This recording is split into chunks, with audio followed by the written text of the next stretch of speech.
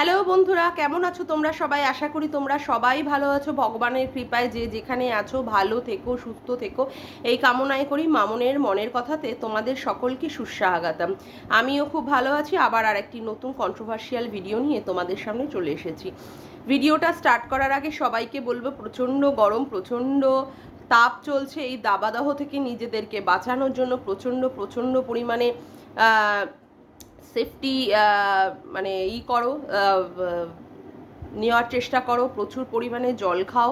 তার সাথে সাথে যে সমস্ত সানস্ক্রিনগুলো আছে সেগুলো বেরোনোর আগে সেগুলো মুখে হাতে টাতে মেখে বেরো। তারপরে হচ্ছে গ্লুকন-ডিটা খাও। তারপরে বিভিন্ন রকমের এখন লেবুর রস পাচ্ছে, মানে লেবু, পাতি লেবু থেকে শুরু করে মোসাম্বি লেবু থেকে শুরু করে যদি এগুলো খাওয়া সম্ভব হয় তো এগুলোও খাও, হ্যাঁ, যাতে করে শরীরটাকে ঠিক রাখো। আর যতদূর সম্ভব রোদ থেকে নিজেদেরকে প্রোটেক্ট করার চেষ্টা করো। বেশি রোদের মধ্যে না যাওয়াটাই বেস্ট বলে আমি মনে করি। যাই হোক, এবার আমি আমার ভিডিওটা শুরু করছি। গতকালকে আমরা সঞ্জয়ের একটা লাইভ দেখেছি এবং সেই লাইভটা দেখার পরেই সীমাদিকে একটা ভিডিও নিয়ে বলতে শুনলাম। ভিডিওটাতে কি বললেন এবং লাইভেই বা কি বলা হলো? লাইভে বলা হলো সীমাদি নাকি সত্যি সত্যি আমাদের ধবলা রানীর সাথে দেখা করেছে এবং ধবলা রানী সীমাদিকে অনেকগুলো কথা বলেছে এবং সীমাদি সেইগুলো নিজেই তার ভিডিওর মাধ্যমে বললেন। এখন কথা হচ্ছে, সীমাদি, তুমি যে গেলে, তুমি যে ধবলি রানীর সাথে গেলে বা দেখা করলে বা কথাবার্তা বললে, এতে আমার কোনো আপত্তি নেই। কিন্তু আপত্তিটা এইখানেই লাগছে যে এই ধবলি রানীর সাথে তোমার একটা কন্ট্রাডিকশান চলছিল প্রচণ্ড পরিমাণে। তুমি ননদ আর সে তোমার ভাইয়ের বউ, সেখানে তুমি তাকে অনেক কিছু কাদা ছোড়াছুড়ি করেছো, অনেক কিছু কথাবার্তা তাকে শুনিয়েছো। শোনার পরে সে তোমাকে একটা কেস দিয়েছে। এখানে মানে আমি বলবো, তুমি আমাদের কাউকে কিছু না জানিয়ে, এমনকি সন্দীপ ভাইকেও না জানিয়ে তুমি কি করে চলে যেতে পারলে? এটা না, সত্যি কথা বলতে, মানে সঞ্জয়ের লাইফ থেকে শোনার পরে আমাদের মাথায় না, মানে ঠিক যেন একটা বাজ ভেঙে পড়ার মতো করলো। আমি তো ভাবতেই পারিনি যে সত্যিই তুমি এ ধরনের কাজ করতে পারবে। মানে তুমি আমাদের কাউকে কিছু জানালে না। মানে তোমার যারা কন্ট্রোভার্সি কো ক্রিয়েটার আছে, আমার কথা ছেড়ে দাও, আমি তো সবে নতুন চ্যানেল স্টার্ট করেছি, কিন্তু এরকম তো অনেকেই আছে যাদের সাথে তোমার একটা সখ্যতা আছে, আর যারা সবাই একসাথে মিলে সন্দীপের হয়ে জিনিসটাকে লড়াইটা করছে। সেখানে তুমি কাউকে কিছু না বলে তুমি সত্যি সত্যিই চলে গেলে। হ্যাঁ, তুমি বললে বটে যে তোমার স্বার্থ জড়িয়ে রয়েছে, যেহেতু সেখানে তোমার নামে একটা কেস হয়েছে। সবে বুঝলাম। ব্যাপার হচ্ছে, তুমি যদি এটা সবাইকে জানিয়ে যেতে না, ব্যাপারটা অনেক ভালো লাগতো। আর ব্যাপার হচ্ছে যে সন্দীপ ভাই কি জানে যে তুমি গিয়েছিলে? আমার প্রশ্নটা সেখানেই। তুমি সন্দীপ ভাইয়ের কে জানিয়ে গিয়েছিলে তো? এখন না, সত্যি কথা বলতে কাউকে কিছু বিশ্বাস করার উপায় নেই।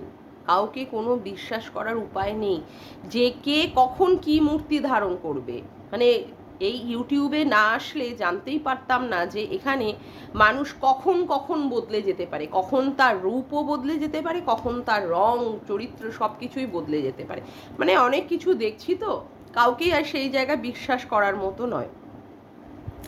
তবে যাই কাজ করছো, এটা যদি সত্যি কথা, যদি সন্দীপ আর তোমার ধবলি রানীকে একসাথে মিলিয়ে দেওয়ার হয়, আমার তাতে কোনো আপত্তি নেই। সত্যি কথা, বাচ্চাটা যদি তার মা বাবাকে পায় এবং যদি একটা সুস্থ মানে পরিবেশ এবং সুস্থ সংসারে যদি বাচ্চাটা বেঁচে থাকার থেকে, সরি আমি কথাটা ভুল হলো, বাচ্চাটা যদি বড় হয়, বাচ্চাটা যদি সুন্দর একটা ভবিষ্যৎ পায় তার মা বাবাকে একসাথে নিয়ে, সেখানে তো আমি বলবো অত্যন্তই ভালো কাজ হবে, অত্যন্তই ভালো কাজ হবে সেই ব্যাপারটা, তাই না? অত্যন্তই ভালো কাজ হবে। তবে এত যা কাদা ছোড়াছুড়ি হয়েছে, মানে দুই পক্ষ থেকেই কাদা ছোড়াছুড়ি হয়েছে, এই কাদা ছোড়াছুড়ির জায়গায় তুমি যদি সত্যি কথা বলতে, সবাইকে যদি জানিয়ে যেতে, তাহলে আজকে যে একটা নিয়ে তোমাকে নিয়ে আমার কথাগুলো যেগুলো বলতে হচ্ছে সেইগুলো হয়তো আমি বলতাম না। মানে কোথাও না তোমার প্রতি একটা সফট কর্নার আছে, সেই কর্নার থেকে বা সেই ভালোবাসা থেকেই তোমাকে এই কথাগুলো বলছি। এইগুলো তুমি মানে একটু ভেবে দেখো। অবশ্য জানি না আমার একটা ছোট্ট ভিডিও বা ছোট্ট চ্যানেল সেটা আদৌ তোমার কাছে যাবে কিনা, তবে আমার এই কথাগুলো বলার মতো বলে মনে হলো, তাই আমি কথাগুলো বললাম। তুমি বললে যে সেদিন নাকি ধবলি রানীর সাথে ফোকলা দাদাও এসেছিল। হ্যাঁ, ফোকলা দাদা ইনস্টাতে অনেক কিছু পোস্ট টোস্ট করেছে এবং সেখানে সে লিখেছে সে অনেক কিছু পরিষ্কার করবে। এখন কবে করবে, পাখি উড়ে যাওয়ার পরে করবে কিনা আমরা ঠিক জানি না।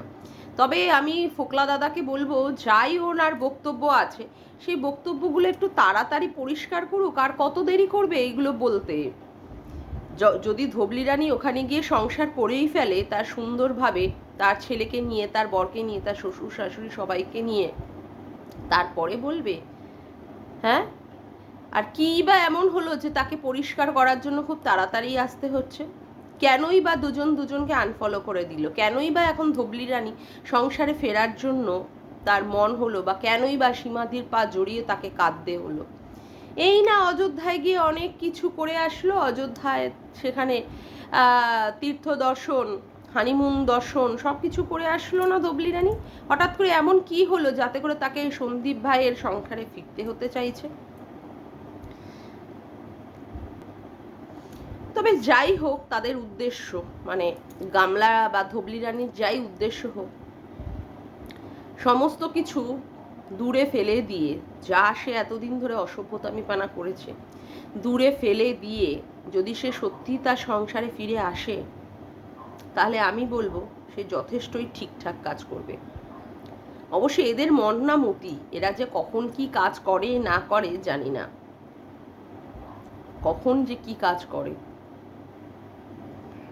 যাই হোক, এবার আমি একটু আমাদের সোকল দালাল দিদিকে নিয়ে কিছু কথা বলবো। দালাল দিদি কালকে বিকালবেলায় একটা ভিডিওতে কিন্তু সে কিন্তু পরিষ্কারভাবে জানিয়ে দিয়েছে সে আর একদমই ওই অন্ধ ভক্তের মতো, অন্ধ বিশ্বাসের মতো ধবলি রানীকে আর সাপোর্ট করবে না। কেন করবে না সে ধবলি রানীকে আর সাপোর্ট? কারণ তার বাড়িতে লিগাল নোটিশে জর্জরিত হয়ে যাচ্ছে, আর সে লিগাল নোটিশটা আর সে নিতে চায় না। কারণ তার আর বাড়িতে তাহলে আর থাকা হবে না। বলছি কি রে, কি সব বলছিস?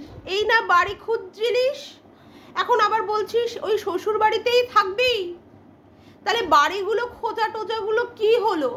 আমি তো আমার একটা ঘর ভালো করে পরিষ্কার করে রেখে দিলাম তোকে সুস্বাগতম করে অভিনন্দন করে আহ্বান করব বলে, সেখানে তুই আমার ভাবনাতে আশাতে পুরো জল ঢেলে দিলি। এই বাবা, সত্যি আমি প্রচন্ড পরিমাণে দুঃখ পেলাম, দুঃখ কষ্ট, আর পারছি না, সত্যি আর পারছি না মায়েরি। এই যে বললি বালিশ বানাচ্ছিস, অমুক করছিস, তমুক করছিস, সেখানে নাকি তুই যাওয়ার জন্য প্রস্তুতি নিচ্ছিস, প্রস্তুতিগুলো কি হলো? আবার সেই শ্বশুর বাড়িতেই থাকার মন করে নিলি? আমরা তো জানি তুই ওই শ্বশুর বাড়ি থেকে কোনোদিন বেরোবি না, ওই শ্বশুর বাড়িতেই তুই পুরোপুরি গেড়ে বসে থাকবি। আর এটাই থাকা চাই, এটাই তো আমরাও দেখতে চাই যে তুই থাক। এই নাটক ন্যাকামিগুলো কেন করিস? এইগুলো যে তুই লোককে মানে গুরবাগ বানাস আর ভুলভালভাবে লোককে বোকা বানাস, এগুলো তো সবাই বুঝতে পারে। কেন শুধু শুধু এই রকমের মিথ্যা মিথ্যা একটা করে করে নাটক করিস? এই শেরুকে নিয়ে নাটক করেছিলিস না?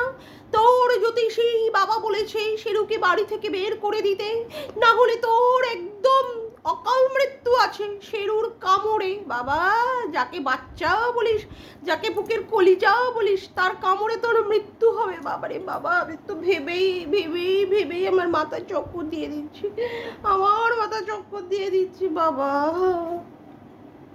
আবার এখন বরকে নিয়ে নাটক শুরু করেছিস, তুই বরকে ছেড়ে চলে যাবি? আরে না, তুই ওই ভেড়াটাকে ছাড়বি না, তুই এই বাড়ি থেকে যাবি, কোনো দিনই তুই এইসব করবি না, সেগুলো আমরা ভালো বুঝি। হ্যাঁ রে, কি রে, তুই নাকি ধবলি রানীকে বারে বারে ফোর্স করেছিস সীমাদির এগেনস্টে কেস করার জন্য, সেটা তো পরিষ্কার বলে দিল সীমাদি। হ্যাঁ রে, কি রে? হ্যাঁ, তুই লোকের পিঠ পিছে এইসব করিস? হ্যাঁ, আমরা তা জানি।